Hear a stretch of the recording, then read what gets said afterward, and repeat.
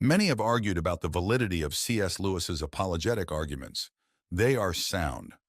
This essay will look at Lewis as a practical role model for winsome Christian apologists. What made him a good one? He understood the evangelistic situation we face in the modern world, in which sin and true moral guilt are missing concepts in the biblical worldview, a foreign country to most people. Yet he was not tempted to alter the gospel to make it more palatable to the evolving audience. He understood how to communicate abstruse ideas and linear arguments in a way that normal human beings can follow. He understood that good arguments are a necessary but not a sufficient condition of an effective apologia. He knew how to make his arguments meaningful by calling imagination to the aid of reason and by putting them in the context of a life of loving service. This combination of features made him the greatest apologist of the 20th century. The conclusion for us is to go thou and do likewise. Many scholars have taken pen in hand to discuss the validity of C.S. Lewis's apologetic arguments. I have been one of them, but here I will address what we can learn practically about apologetics as Christian ministry from Lewis's approach to defending the faith. A fresh look at his approach could be useful to both evangelists and apologists in the 21st century. C.S. Lewis did not talk a lot about evangelism. He just did it. He often did it indirectly, but it got done. There is no direct appeal for conversion in the broadcast talks that became mere Christianity. But there is an exposition of the Christian faith designed to elucidate its attractiveness as an answer to the problems of fallen man, as well as to underscore its truth. And conversion was often the result, as famously with Charles Colson. But while Lewis's evangelism may have been indirect, it was not unintentional. When Sherwood Elliott Wirt of the Billy Graham Association asked whether he would say that the aim of his writing was to bring about an encounter of the reader with Jesus Christ, Lewis replied, "That is not my language, yet it is the purpose I have in view." Lewis did not feel he had the gifts for the direct evangelical appeal of the come-to-Jesus' type, but he thought those who could do that sort of thing should do it with all their might. Lewis practiced evangelism by writing, speaking on the radio, speaking for the RAF in World War II, and in personal letters and other contacts. His commitment to evangelism and the price he paid for it at Oxford are covered brilliantly in David Mills's book, The Pilgrim's Guide, C.S. Lewis in the Art of Witness, especially in the late Chris Mitchell's essay, Bearing the Weight of Glory. Through all of these experiences, Lewis came to have a good understanding of the problems with doing effective evangelism in the modern world. He noticed, "The greatest barrier I have met is the almost total absence from the minds of my audience of any sense of sin." We have to convince our hearers of the unwelcome diagnosis before we can expect them to welcome the news of the remedy. This was a new situation without precedent in church history. When the apostles preached, they could assume even in their pagan hearers a real consciousness of deserving the divine anger. Christianity now has to preach the diagnosis, in itself very bad news, before it can win a hearing for the cure. This means more work for the evangelist, who can no longer do his job effectively without help from the apologists. There is no hint of the idea that we have to adjust the message to make it more palatable to this new, tougher audience.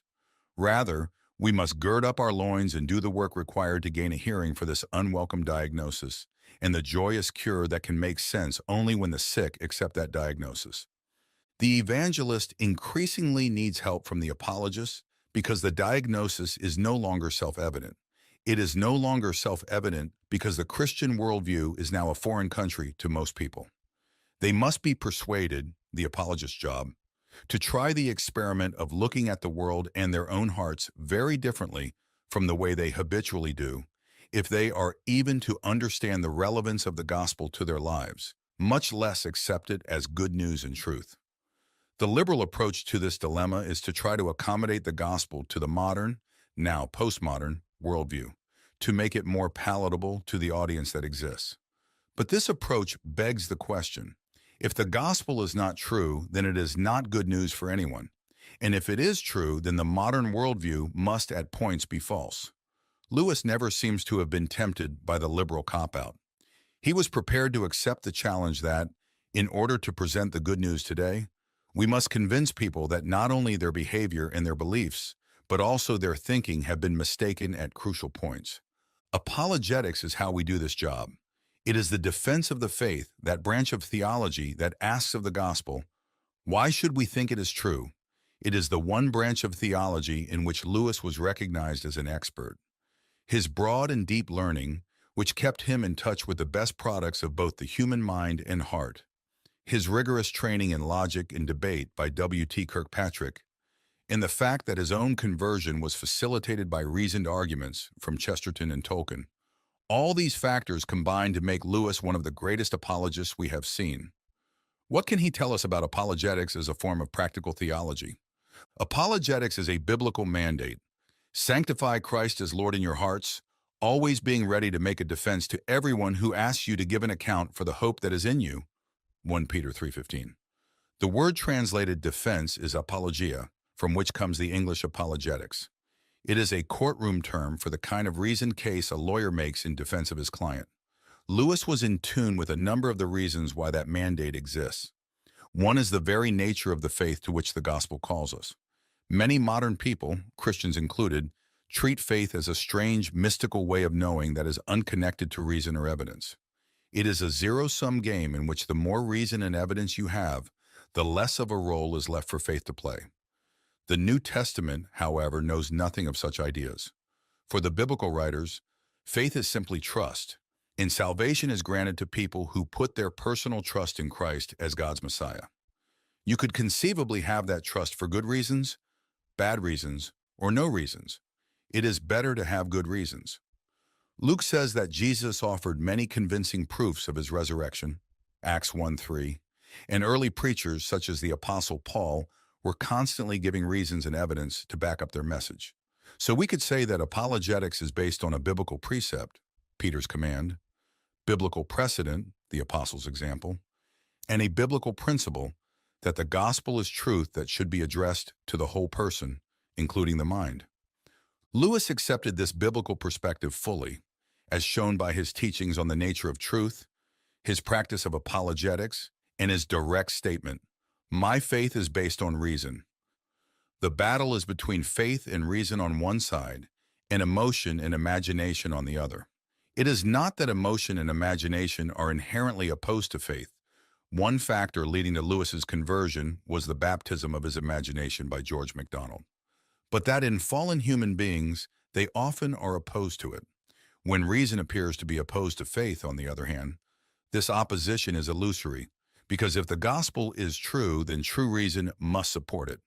We practice apologetics in our evangelism, then because of the nature of the gospel as truth and the nature of human beings as whole people who have minds as well as hearts that need to be reached. The nature both of the gospel and of human beings makes apologetics a necessary part of theology for every generation. The times in which we live can make the need even more pressing. Lewis lived in such times, and the needs he saw have not diminished to the present. A skeptical age will have its effects even on people raised in Christian homes. Lewis describes those effects graphically. He wrote that skeptical, incredulous, materialistic ruts have been deeply engraved in our thought. As a result, even committed Christians have moments when Christian truth claims look implausible. In such an age, apologetics is essential equipment for believers wanting to preserve and strengthen their own faith, as well as to proclaim it to others. The ruts have not only been dug, they are systematically reinforced. Lewis's observed ruts have been worn deeper, and new ones have been added. Our age remains as skeptical as Lewis's was, and to that challenge, we have now added the ruts of pluralism and its offspring, multiculturalism. Neither evangelism nor Christian nurture can be conducted effectively without help in navigating around, smoothing out, or bridging over those ruts. Therefore, Lewis's advice is even more pertinent today than it was when he gave it. To be ignorant and simple now, not to be able to meet the enemies on their own ground, would be to throw down our weapons and to betray our uneducated brethren who have under God no defense but us against the intellectual attacks of the heathen. Good philosophy must exist if for no other reason, because bad philosophy needs to be answered.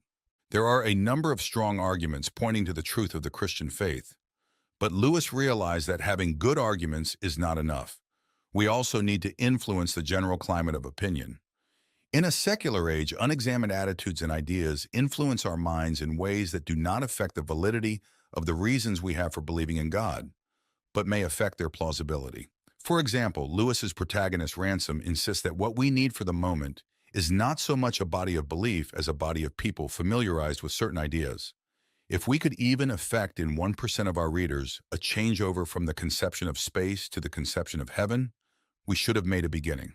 How we imagine the world influences how we think about it, the kinds of arguments to which we will be drawn, and the kind of conclusions we will draw from them. Lewis's arguments were effective partly because he knew that more than argument was needed. They were supplemented by attempts to imagine what the world would look like if Christianity were true, as well as by arguments not directly about apologetic issues. Lewis wanted Christians to pursue intellectual excellence in general in order to create a situation in which people were not so unused to seeing things from the perspective of the Christian worldview as they were already becoming in his generation. What we want, he said, is not more little books about Christianity, but more little books by Christians on other subjects. When the best available treatments of art, literature, politics, philosophy, ethics, and science all speak as if Christianity is true, then when the time comes to make the case for its truth directly, a receptive audience will have been created. We still have much work to do here. Lewis was also effective because he was winsome and intelligent. Here is a passage in which he slyly turns the tables on the skeptics. As an atheist, Lewis had to believe that the great majority of the human race was wrong. When I became a Christian, he remarks, I was able to take a more liberal view. Here he steals a favorite buzzword from his opponents, liberal, in a favorite stance, tolerant open-mindedness, and stands them on their heads to be used against them. Lewis makes his point but doesn't rub it in. He makes it and moves on. We could learn much from him in manner as well as message. Lewis had a unique capacity to express the most profound Christian ideas that apologetics defends in language normal people can understand. This was a gift, but it is also a skill that can be cultivated. Lewis wrote, "It has always seemed to me odd that those who are sent to evangelize the Bantus begin by learning Bantu while the church turns out annually curates, clergymen, to teach the English who simply don't know the vernacular language of England." He also stressed that you do not really even understand a concept if you cannot translate it into the vernacular. He thought such translation ought to be compulsory for every ordination examination. It was good advice for the apologist as well as the pastor and the evangelist. Lewis would have agreed with Francis Schaeffer that the final apologetic is a life lived as if the Christian message were true. Lewis noted, if Christianity should happen to be true, then it is quite impossible that those who know this truth and those who don't should be equally well equipped for leading a good life. Christians so equipped should indeed be combining a life that exhibits human thriving from the application of Christian truths with a sacrificial commitment to showing the love of Christ. Without this final apologetic, no argument will be compelling to people from whom we are asking not just intellectual assent, but life commitment. To some, it will be the only argument that can speak. Lewis wrote, "When a person has lost faith under so very great and bewildering a trial, no intellectual approach is likely to avail. But where people can resist and ignore arguments, they may be unable to resist lives." The final point is that apologetics is a form of spiritual warfare, not without casualties. The best way to be one of those casualties is to ignore the danger. Lewis did not. He realized that nothing is more dangerous to one's own faith than the work of the apologist.